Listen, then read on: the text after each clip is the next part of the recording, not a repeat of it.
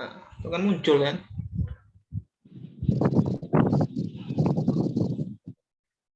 Udah.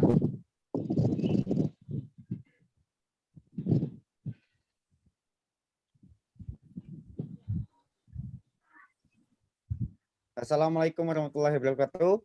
Kami dari kelompok 2 membahas tentang hubungan tingkatan antara pemerintahan. Kemudian kelompok ini disusun oleh Dedi Triyono, Eko Pramono, Imam Munandar, Muhammad Taufik.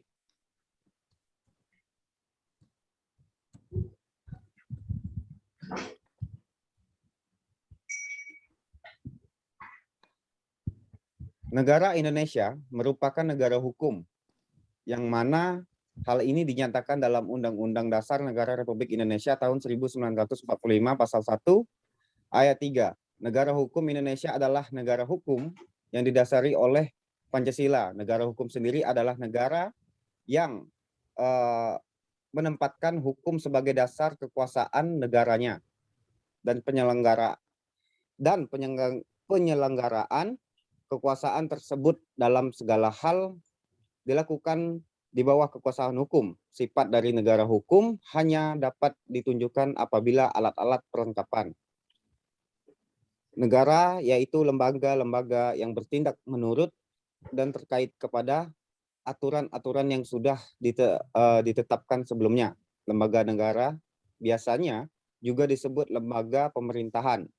Dan lembaga jika dilihat dari segi hierarkinya dapat dibedakan ke dalam 3 lapis, yaitu lembaga tinggi negara, lembaga negara, dan lembaga daerah.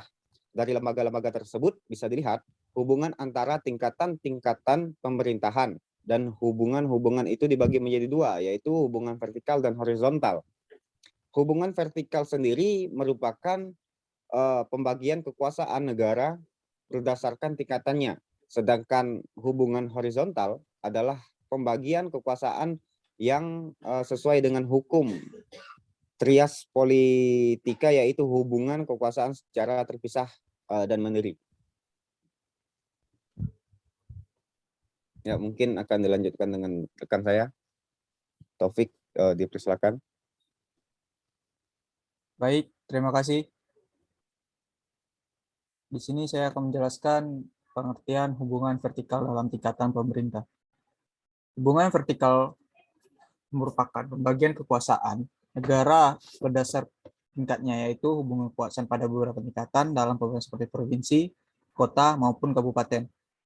Semua daerah memiliki pemerintahan daerah yang kehidupan bernegara dan bermasyarakat diatur dalam undang-undang. Pelaksanaannya sesuai dengan yang ditulis dalam UUD 1945 mengacu pada Indonesia sebagai negara kesatuan, menggunakan prinsip otonomi daerah. Otonomi daerah merupakan gabungan dari beberapa asas otonomi daerah, yaitu sentralisasi, desentralisasi, dan deskonsentrasi. Asas-asas dalam hubungan vertikal tingkatan pemerintah. Yang pertama itu sentralisasi, yaitu pemusatan semua kewenangan pemerintahan pada pemerintahan pusat. Pemerintahan pusat adalah presiden dan menteri. Jika suatu negara memusatkan semua kewenangan pemerintahannya pada tangan presiden dan para menteri, tidak dibagi-bagi kepada penjabatnya di daerah dan atau pada daerah otonomi, maka disebut sentralisasi. Yang kedua itu dekonsentrasi. Sebenarnya merupakan hal yang sama dengan desentralisasi, tetapi lebih halus daripada sentralisasi. Dekonsentrasi adalah pelimpahan wewenang administrasi dan pemerintah pusat kepada pejabatnya yang berada pada wilayah negara di luar kantor pusatnya. Dalam konteks ini, yang dilimpahkan adalah wewenang administrasi, bukan wewenang politik. Wewenang politiknya tetap dipegang oleh pemerintah pusat. Selanjutnya, desentralisasi. Desentralisasi adalah pernyahan wewenang politik dan administrasi dari puncak hierarki organisasi ke bawahnya pemerintah daerah. Dua kewenangan tersebut, politik dan administrasi, diserahkan kepada daerah. Oleh karena itu, ini jenjang hierarki yang lebih rendah. Memerintah daerah tersebut diserai wewenang penuh baik politik maupun administrasi. Maka pada jenjang organisasi yang diberikan penyerahan wewenang tersebut timbul otonomi. Otonomi artinya kebebasan masyarakat yang tinggal di daerah bersangkutan untuk mengatur dan mengurus kepentingan sendiri. Baik, ini akan dijelaskan oleh rekan saya.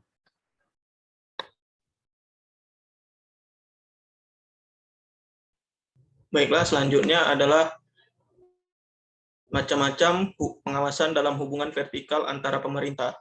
Yang pertama yaitu pengawasan represif, yaitu pengawasan yang dilakukan, kemudian keputusan badan-badan yang bertingkah lebih rendah akan dicabut.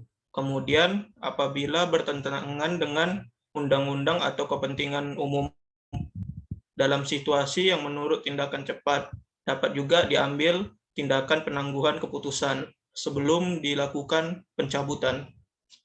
Selanjutnya yaitu pengawasan preventif, yaitu pengawasan yang dilakukan sebelumnya. Pengawasan preventif adalah pengawasan terhadap keputusan-keputusan dari aparat pemerintah yang lebih rendah yang dilakukan sebelumnya. Selanjutnya yaitu pengawasan yang positif, termasuk dalam bentuk pengawasan ini adalah keputusan-keputusan badan-badan yang lebih tinggi untuk memberikan pengarahan dan petunjuk-petunjuk kepada badan-badan lebih rendah. Kadang-kadang juga dapat terjadi badan-badan yang lebih tinggi kadang-kadang memaksakan instansi yang lebih rendah untuk kerjasama tertentu. Selanjutnya yaitu adalah konsultasi dan perundingan. Beberapa keputusan baru boleh diambil oleh badan yang lebih rendah setelah mengadakan perundingan dengan badan-badan yang lebih tinggi, atau badan-badan yang lebih tinggi memperoleh kesempatan sebelumnya untuk memberikan nasihat-nasihat pada badan-badan yang lebih rendah mengenai suatu persoalan. Selanjutnya adalah dinas-dinas pemerintah yang didekonsentrasikan. Dinas-dinas jabatan dari pemerintah pusat seringkali tersebar di seluruh negeri, antara lain kepada badan-badan pemerintah yang lebih rendah untuk mengadakan kontrol, memberikan nasihat, dan sebagainya. Selanjutnya adalah keuangan. Seringkali dalam hal keuangan, badan-badan pemerintah yang lebih rendah terkait pada badan yang lebih tinggi. Dan selanjutnya itu perencanaan. Rencana bukan hanya alat untuk bagi pelaksanaan kebijakan badan itu sendiri, tapi juga suatu pegangan untuk bertindak bagi badan yang lebih tinggi, baik itu dalam bentuk pengawasan, pemberian dana, dan sebagainya. Selanjutnya adalah pengangkatan untuk kepentingan pemerintahan pusat. Pengaruh dari pemerintah pusat terhadap kebijaksanaan badan yang lebih rendah dengan mengangkat para pejabat negara pada posisi dalam yang lebih rendah. Next.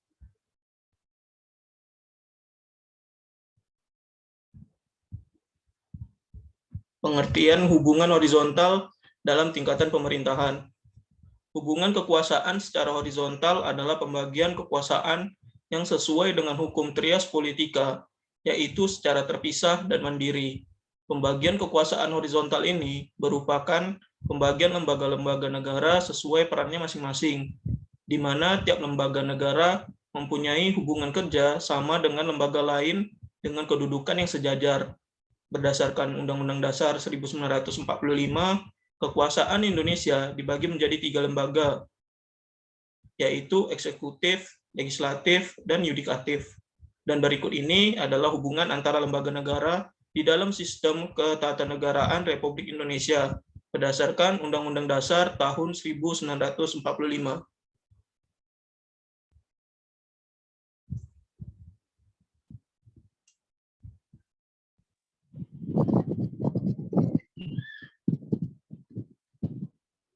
Baik, di sini saya akan melanjutkan penjelasan dari teman saya, yaitu mengenai macam-macam hubungan horizontal dalam tingkatan pemerintah. Di sini dapat kita lihat macam-macam hubungan horizontal dalam tingkatan pemerintah ini terbagi 6. Yang pertama, hubungan antara MPR, Presiden, DPR, dan MK, di mana hubungan ini dapat terlihat dalam proses pemberhentian Presiden atau Wakil Presiden.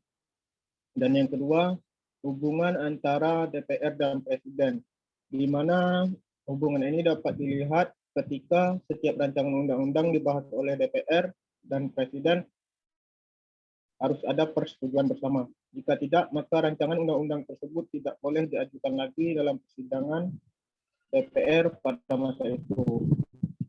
Dan yang ketiga, hubungan antara DPR dan DPD, di mana hubungan ini dapat kita lihat ketika DPD dapat mengajukan rancangan undang-undang kepada DPR sehubungan dengan otonomi daerah, hubungan pusat dan daerah, pembentuk dan pemekaran serta penggabungan daerah, pengelolaan sumber daya alam dan sumber daya ekonomi, berkaitan dengan perimbangan keuangan pusat daerah. DPD ikut membahas rancangan undang-undang tersebut. Dan yang ketiga, hubungan antara BPK dengan DPR. Hubungan antara BPK dan DPR ini dapat kita lihat ketika BPK bertugas memeriksa tentang keuangan negara, di mana hasil pemeriksaannya itu diberitahukan kepada DPR. Dan yang keempat, hubungan antara MA, DPR, dan Presiden.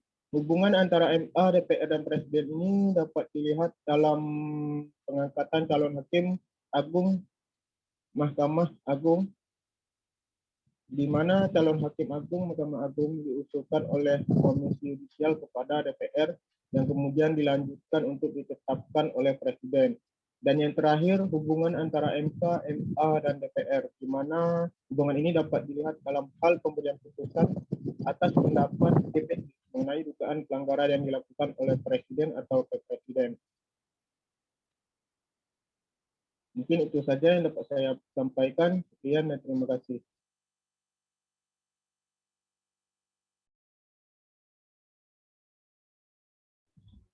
Baiklah, itu saja presentasi dari kelompok kami mengenai hubungan tingkatan-tingkatan antara pemerintahan.